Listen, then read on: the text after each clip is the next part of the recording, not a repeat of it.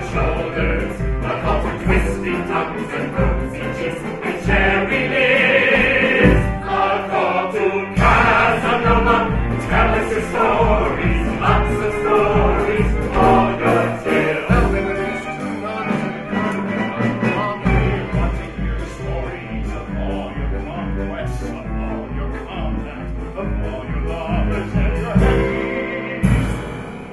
Oh, tell us a tale of when they kicked you out of Venice, and how you make Mozart and salvage the libretto of Don Giovanni. Sing us a song of how you slept with that nun, and then finally ambassador Twighlight. Don't forget, your girlfriend was there. A call to arms and hips and legs and shoulders, a call to twisting tongues and rosy cheeks and cherry lips. A call to Casanova, tell us your stories, lots of stories, all your tales. Oh, spin us the yarn of how you broke out of prison, how you dropped out of the military looking for adventure. Tell us of the fortunes you won and lost while gambling and scrambling and rambling. How you swindled that old miser while you and his daughter were romping with a pen in the garden of Eros. Oh, I do love combat. Remind us again how you beat up that Hungarian and made up with his woman. I didn't beat him up, I reasoned with him. Made up with his Well, woman. I did do that. His woman. Regardless. Everybody knows you are a master debater. Art and circles around Voltaire. And Mozart and Goethe and the Pope and Ben Franklin and Frederick the Great and Maria. Get on with it! A call to arms and hips and legs and shoulders. A call to twisting tongues and rosy cheeks and cherry lips. A call to Casanova. Tell us your stories, lots of stories, all your tales. We want to hear the story of when you were in Naples and wanted to marry Donna Lucrezia, though you slept with her daughter. That was many years ago. Remember that girl, you know, the one with the legs, and her beautiful sister with eyes like the ocean.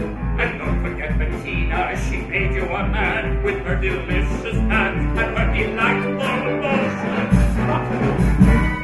Weren't you the oldest of 6 and your parents were actors? Weren't you sick as a child? Weren't you almost a priest? Did you get married? How many women? 12? The Pope knighted you? Prostitute? Didn't you almost die on the operating table? How many women? Nurses? Your nose kept bleeding. You played the trumpet. Poorly! A call to arms and hips and legs and shoulders. A call to twisted tongues and rosy cheeks and cherry lips. A call to Casanova. Tell us your stories, lots of stories, all your tales. Sex and mayhem, sex, swindle, sex, and then just sex. Get called sex, and don't forget sex.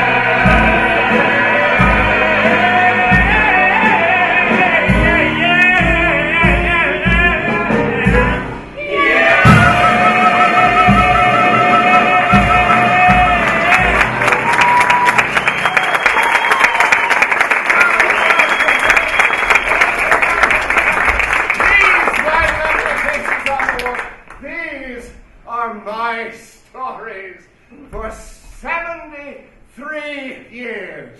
73 in this year of our Lord, 1798.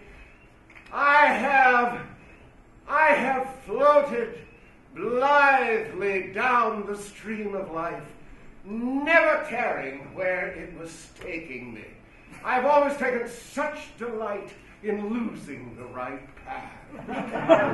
My motto has always been Fata Viam inveniunt. Fate knows how to guide us. It's crucial to my stories. Come for the story. Yes, I know. That's what you promised here, the story. That's exactly it, but they're so important. It's crucial. Stories are all us old people have left. Our memories, our histories, and now I've captured it all between the covers of 12 volumes. Histoire de ma vie, the story of my life. My successes, my follies, my bright days and dark, a lifetime of stories. Well, start at the beginning. Didn't I do that last time? No. Well, the night before or before that? No, begin at the beginning. That's where most stories start. I entered upon this world stage 73 years ago in La Serenissima, the beautiful city of waters, Venice, on April 2nd, 1725. Well, the night before I was born, my mother had a deep craving for oysters, and to this day, I consider the world my oyster. Until I was 8 and a half, I was an idiot. A complete idiot. I couldn't talk. I couldn't communicate. I could only stand there with blood spewing from my nose and stare. But in 1733, yes. You be me.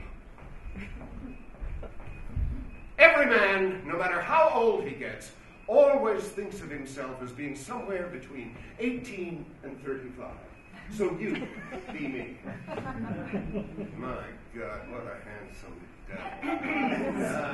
As I say, in 1733, I was standing there, blood spewing from my nose, when my grandmother, whose pet I was, scooped me up and took me in a gondola to the nearby island of Murano, about half a league from Venice. We went into a wretched hovel. There was a woman inside, a witch. Well, she spoke with my grandmother, who gave her a silver ducat, and then the witch opened a chest. Here, get in this chest. Get in this chest. I'm locking it. Don't be afraid, Piccolo. Don't be afraid. Just the thing to make me afraid. I was still spewing blood. Then I began to hear all sorts of noises. When I was finally taken out, the bleeding had stopped.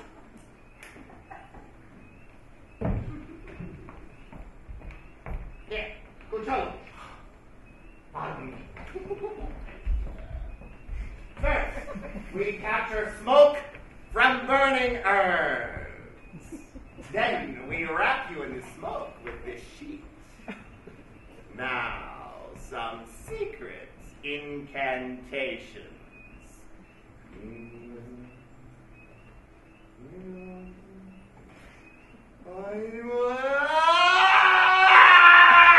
are not in balance with nature.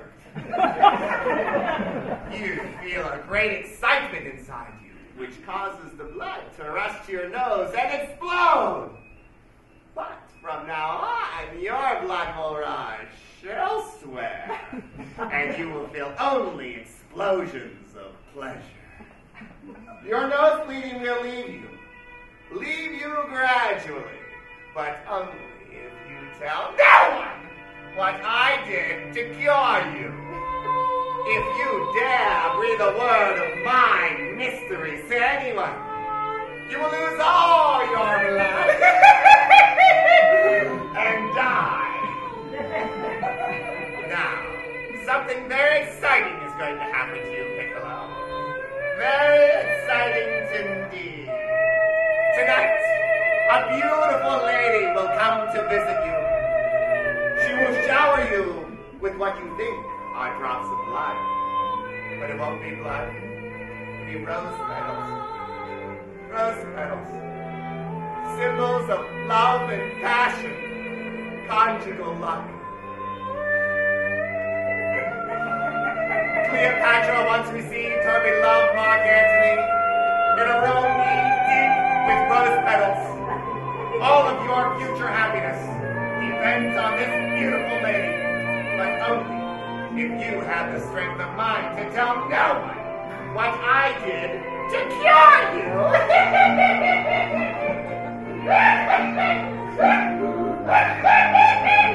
My grandmother wrapped me up and took me back home in a gondola.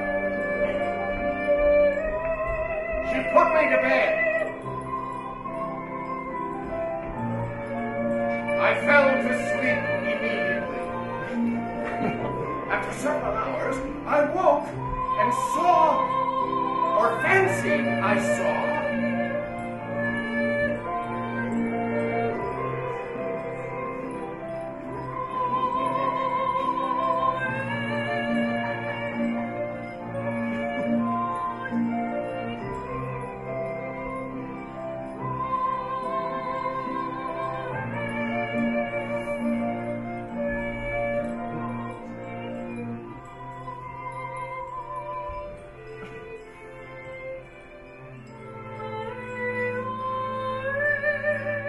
later on, it dawned on me. This had been my defining moment.